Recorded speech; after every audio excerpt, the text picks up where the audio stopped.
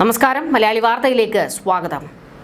UDFിൽ മുഖ്യമന്ത്രി കസേരയ്ക്ക് വേണ്ടി അടി. നീയൊക്കെ അവിടെ കിടന്ന് അടിച്ചോ? കാത്തു സൂക്ഷിച്ച കസ്തൂരി മാമ്പഴം പിണറായി കൊത്തിക്കൊണ്ടു പോകും എന്ന് ഇപ്പോൾ ബോംബ് പൊട്ടിച്ചിരിക്കുകയാണ് വെള്ളാപ്പള്ളി നടേശൻ. വെള്ളാപ്പള്ളി നടേശൻ വലിയ കോൺഫിഡൻസിലാണ്. എപ്പോഴും പറയുന്നത് പിണറായി തന്നെ അടുത്ത മുഖ്യമന്ത്രിയാകും എന്നാണ്.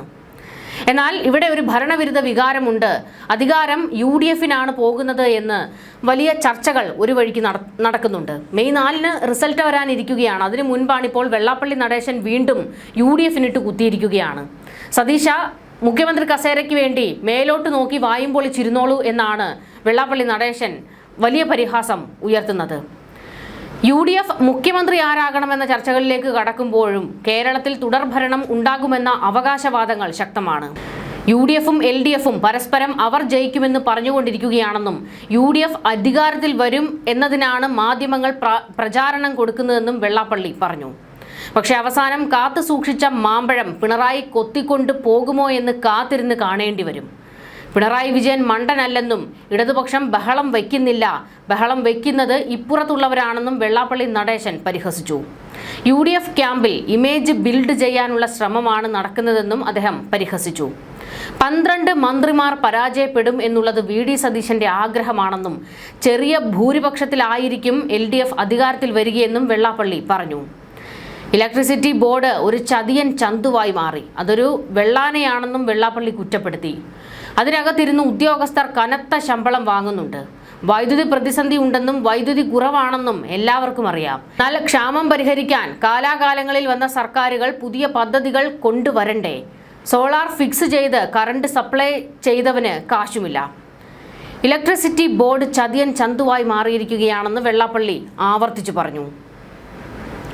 ഇവിടെ വെള്ളാപ്പള്ളി പിണറായിക്ക് വേണ്ടി വാദിച്ചുകൊണ്ടിരിക്കുകയാണ്. അതായത് പിണറായിയുടെ ഒരു PR ഏജന്റായി വെള്ളാപ്പള്ളി നടേശൻ മാറിയിട്ടുണ്ട്. പ്രത്യേകിച്ച് അന്ന് പമ്പയിൽ നടന്ന ആഗോള അയ്യപ്പ സംഗമത്തിന് ശേഷം. കാരണം പിണറായി സ്വന്തം സ്റ്റേറ്റ് കാറിലാണല്ലോ കണ്ടവിടെ ഇറക്കിയത്. അപ്പോൾ അതിനുശേഷം പിണറായിക്ക് വേണ്ടിയുള്ള PR ഒരു പടി കൂടി കടന്ന് ഏറ്റെടുത്തിരിക്കുകയാണ്. അതായത് മൊത്തം അടങ്കലങ്ങ് ഏറ്റെടുത്തിരിക്കുകയാണ് വെള്ളാപ്പള്ളി നടേശൻ.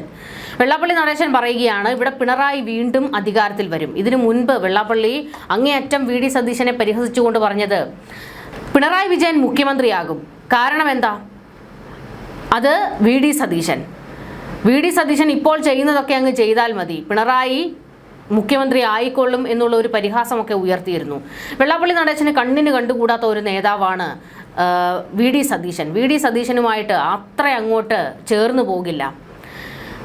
KC വേണുഗോപാലും അതുപോലെ തന്നെ രമേശ് ചെന്നിത്തലയും ഒക്കെ സമുദായ സംഘടനകളുമായിട്ടൊക്കെ വലിയ അടുപ്പം പുലർത്തുന്നവരാണ്. എന്നാൽ വെള്ളാപ്പള്ളി നടേശനോട് മാത്രം VD സതീശന് കലിപ്പാണ്. തിരിച്ച് വെള്ളാപ്പള്ളിക്കും അങ്ങനെ തന്നെയാണ്. ഇരുവരും തമ്മിൽ ചേരത്തതേയില്ല.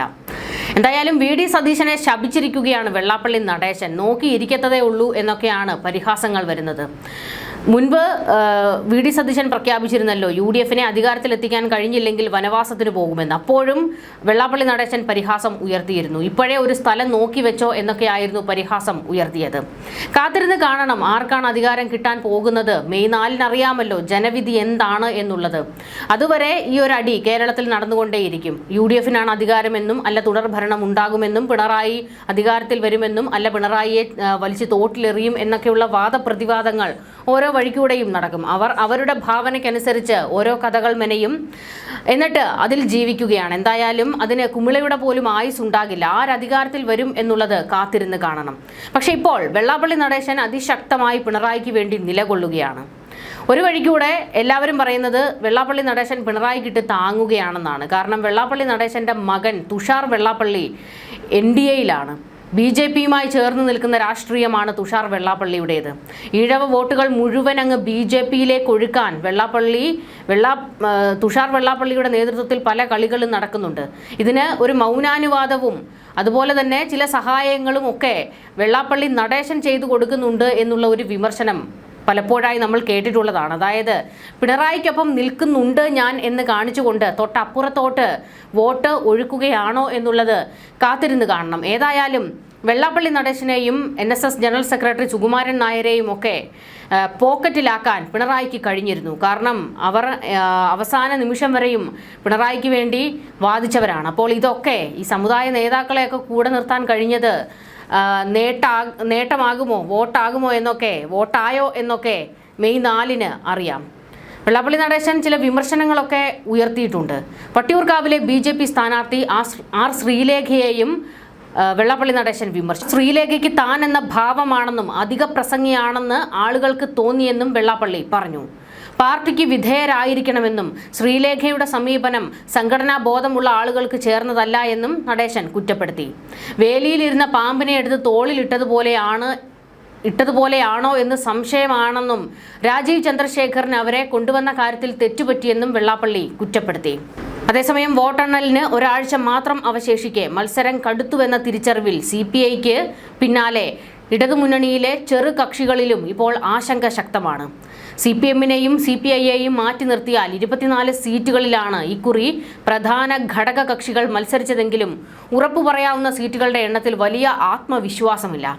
കൂട്ടിക്കിഴിച്ചാൽ 6.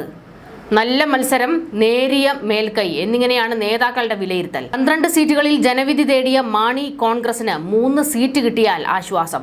2 എണ്ണമായാലും അത്ഭുതപ്പെടാനില്ല.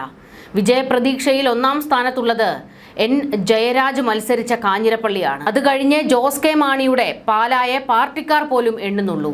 മണ്ഡലത്തിന്റെ പൊതു സ്വഭാവം UDFന് അനുകൂലമെങ്കിലും റാന്നിയിൽ പ്രമോദ് നാരായണൻ കട്ടയ്ക്ക് കട്ട എന്ന പ്രതീതിയിലാണ്. ഇടുക്കിയിൽ റോഷി അഗസ്റ്റിന്റെ കാര്യത്തിലും പ്രതീക്ഷയിൽ ഇടിവുണ്ട്.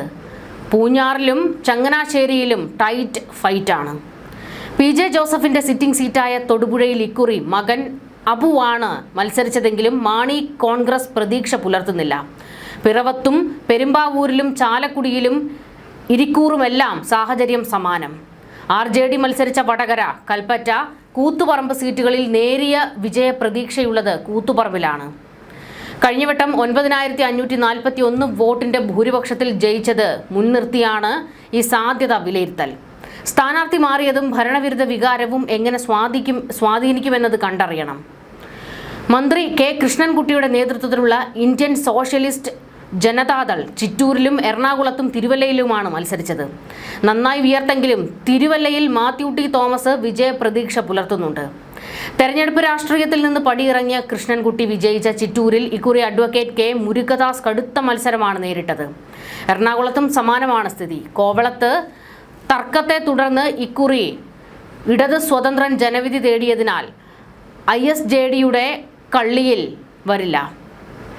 NCP മത്സരിച്ച ഏലത്തൂരിലും കുട്ടനാട്ടിലും ഈസി വാക്ക് ഓവർ അല്ല എന്ന് നേതാക്കൾ തന്നെ സമ്മതിക്കുന്നുണ്ട്. ഏലത്തൂരിൽ 38,502 വോട്ടിന്റെ ഭൂരിപക്ഷത്തിന് കഴിഞ്ഞവട്ടം ജയിച്ചതാണ് AK ശശീന്ദ്രന്റെ ആത്മവിശ്വാസം. പക്ഷേ കുട്ടനാട്ടിൽ കുറച്ചുകൂടി സങ്കീർണമാണ് രാഷ്ട്രീയ സാഹചര്യങ്ങൾ. കോൺഗ്രസ് Sന്റെ സിറ്റിംഗ് സീറ്റായ കണ്ണൂരിൽ മന്ത്രി കടന്നപ്പള്ളി രാമചന്ദ്രനും പരിങ്ങലിലാണ്. സമാന സാഹചര്യമാണ് പത്തനാപുരത്ത് മന്ത്രി KB ഗണേഷ് കുമാറും. RSP ലെനിനിസ്റ്റ് പ്രതിനിധിയായി കോവൂർ കുഞ്ഞുമോൻ മത്സരിച്ച കുന്നത്തൂരിലും സാഹചര്യം അത്ര പന്തിയല്ല.